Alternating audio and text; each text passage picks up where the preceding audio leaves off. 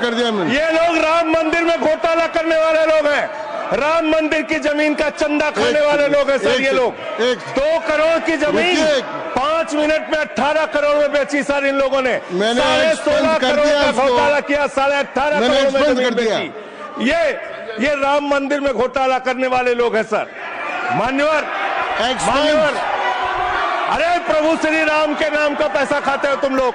अरे बैठ जाओ, राम मंदिर का पैसा खाते हो। अरे राम मंदिर में घोटाला करते हो, बैठो।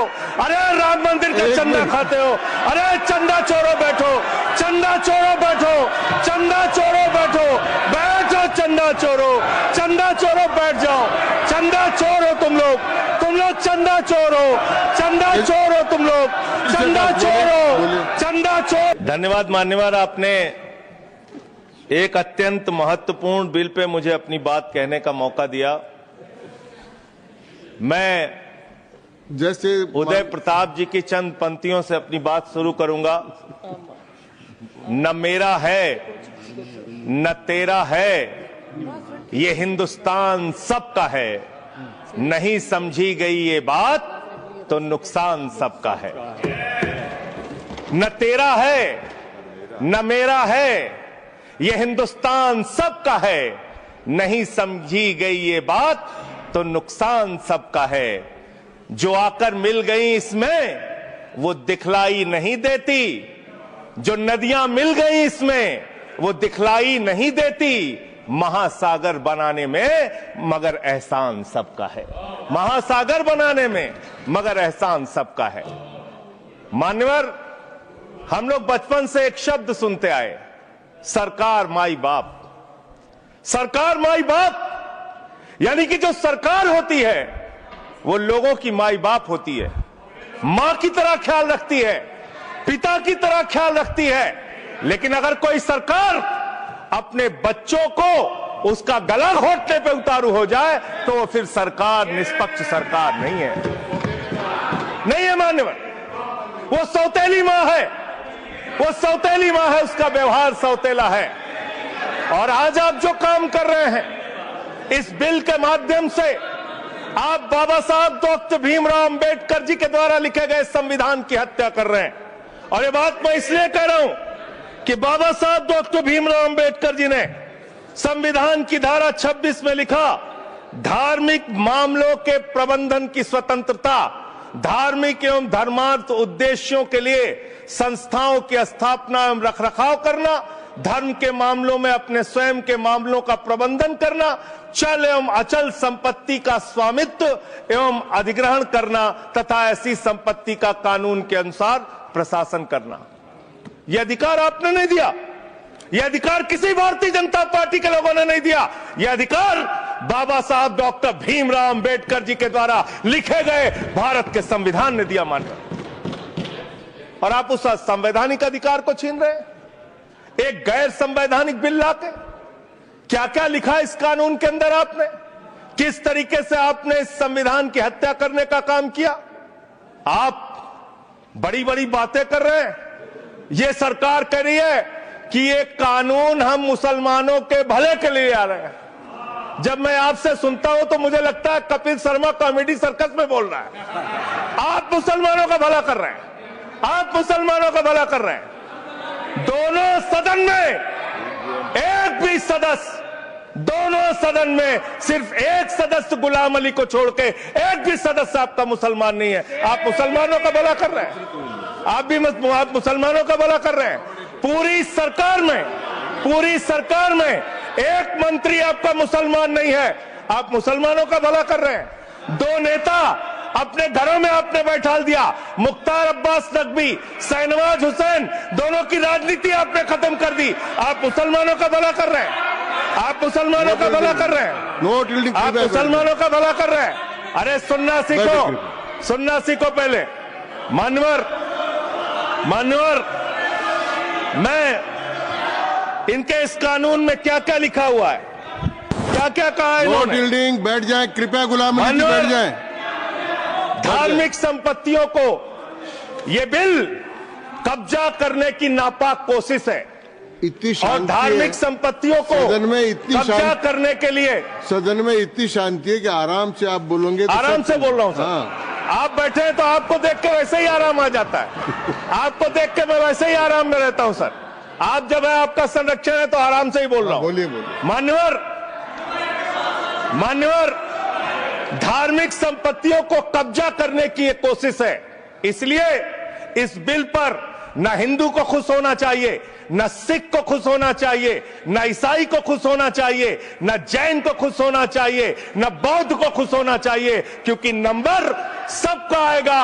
और आज वक्फ की संपत्तियां कब्जा करके आप अपने दोस्तों को देंगे, कल गुरुद्वारे की संपत्तियां कब्जा करके आप अपने दोस्तों को देंगे, फिर चर्चों की संपत्तियां कब्जा करके आप अपने दोस्तों को देंगे, फिर बौद्धों की संपत्तियां कब्जा करके आप अपने दोस्तों को देंगे, फिर जैनों की संपत्तियां कब्जा करके आप अपने दोस्तों को देंगे, फिर मंदिरों की जमीनें कब्जा करके आप अपने दोस्तों को देंगे। आप तो वो लोग हैं जिन्होंने प्रभु श्री राम के मंदिर में भी घोटाला किया। मान्यवर, प्रभु श्री राम के मंदिर के जमीन में घोटाला किया। मैं कागज दूंगा सर, मैं कागज दूंगा। बंद कर दिया मैंने। ये लोग राम मंदिर में घोटाला करने वाले लोग हैं। राम मंदिर की जमीन का चंदा खाने वाले लोग हैं सर। ये लोग 2 करोड़ की जमीन 5 मिनट में 18 करोड़ में बेची सर इन लोगों ने। मैंने 16.5 करोड़ का घोटाला किया, 18.5 करोड़ में जमीन बेची। ये राम मंदिर में घोटाला करने वाले लोग हैं सर। मान्यवर, अरे प्रभु श्री राम के नाम का पैसा खाते हो तुम लोग। अरे बैठ जाओ, राम मंदिर का पैसा खाते हो। अरे राम मंदिर में घोटाला करते हो, बैठो। अरे राम मंदिर का चंदा खाते हो। अरे चंदा चोरो बैठो, चंदा चोरो बैठो, चंदा चोरो बैठो, बैठो चंदा चोरो, चंदा चोरो बैठ जाओ। चंदा चोरो तुम लोग चंदा चोरो, चंदा चोरो तुम लोग, चंदा चोरो, चंदा चोरो, चंदा चोरो बैठो। 1 मिनट को प्लीज। चंदा चोरो बैठो। सभापति महोदय Shri Gajendra Singh ji. Sir I am not yielding sir, I am not yielding. सदस्य ने चंदा चोरी किया इन्होंने, राम का पैसा खाया करने वाले प्रभु श्री राम का पैसा खाया सर इन्होंने। राम मंदिर का विषय, राम मंदिर में चंदा चोरी किया इन्होंने। बैठ जाए। चंदा चोर है सर ये लोग। इन्होंने प्रभु श्री राम का चंदा खाया, कृपया बैठ जाए। चंदा चोरी किया सर। कृपया बैठ जाए।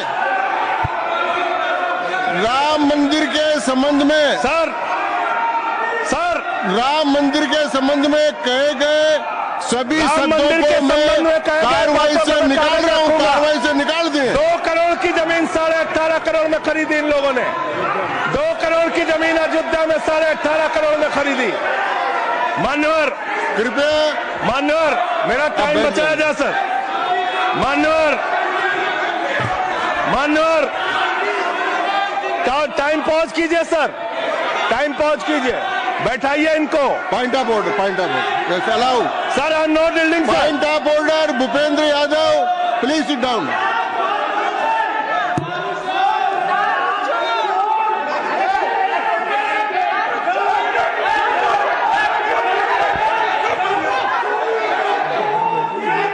भाई पॉइंट ऑफ ऑर्डर मैंने दिया। आप जाइए स्थान पर, कृपया अपने स्थान पर जाएं। मैंने व्यवस्था का प्रश्न उठाने का मौका दिया भूपेंद्र जी यादव को। आप सब लोग अपने स्थान पर जाएं, कृपया अपने स्थान पर चले जाएं। मान्यवर, आपने कहा कि इससे आप पिछड़े मुसलमानों का भला करने जा रहे हैं। सुनने में बहुत अच्छा लगता है कि आप पिछड़े मुसलमानों का भला करने जा रहे हैं। आपने इसमें कहा कि आप महिलाओं का भला करने जा रहे हैं। सुनने में बहुत अच्छा लगता है कि आप महिलाओं का भला करने जा रहे हैं, लेकिन ये सरकार और यहां पे इस समय मंत्री जी नहीं है, मैं उनसे पूछना चाहता हूं, आप देश को और सदन को गलत जानकारी क्यों दे रहे हैं? मान्यवर, 2013 के वक्फ बिल में जो भारतीय जनता पार्टी की सहमति और सहयोग से पास हुआ, उसमें भी महिलाओं के लिए आरक्षण था। मना कर दीजिए कि नहीं था, मना करिए कि हम गलत बोल रहे हैं। मान्यवर, मंत्री जी ने कहा 1 करोड़ सुझाव आया। मैं आपसे पूछना चाहता हूं, कितने करोड़ ईमेल आए, कितने करोड़ पत्र आए, कितने करोड़ सुझाव आए? पूरे देश को जानकारी दीजिए। और मैं आपको दावे के साथ कह सकता हूं, जब पूरा सच सामने आएगा तो देश को पता चलेगा कितने लोग इस बिल के विरोध में थे, कितने लोग इस बिल के समर्थन में थे। मैं जेपीसी का सदस्य था मनवर, मैं कह रहा हूं आपसे लाइए। और आप पिछड़े मुसलमानों का भला करना चाहते हैं, मैं आपसे हाथ जोड़कर निवेदन करता हूं, विनती करता हूं, और हमारे जो मित्र उधर भी हैं, अगर आप मेरी बात से सहमत हैं तो समर्थन करना। समाज में छुआछूत को, बीमारी को मिटाने के लिए चलिए उठाते हैं कदम। और अगले सत्र में एक बिल लेके आइए, जितने भी हिंदुओं की कमेटियां हैं, ट्रस्ट है, बोर्ड है, उन सारे ट्रस्ट और कमेटियों में 80% आरक्षण दलित, आदिवासी और पिछड़े हिंदुओं को दीजिए। मैं समर्थन करूंगा आपका, माला पहनाऊंगा आपको। आप पिछड़ों का भला करने की बात करते हैं, आप दलितों का भला करने की बात करते हैं। आपकी मातृ संस्था आरएसएस 100 साल तक आपने एक भी दलित, पिछड़ा और आदिवासी, एक भी महिला को आज तक आरएसएस का प्रमुख नहीं बनाया। आप दलितों और पिछड़ों और आदिवासियों की आरएसएस के बारे में भला करने की बात करते एक्सप्लेन कर हैं। दीजिए। माननीय, इस बिल में क्या लिखा है? आप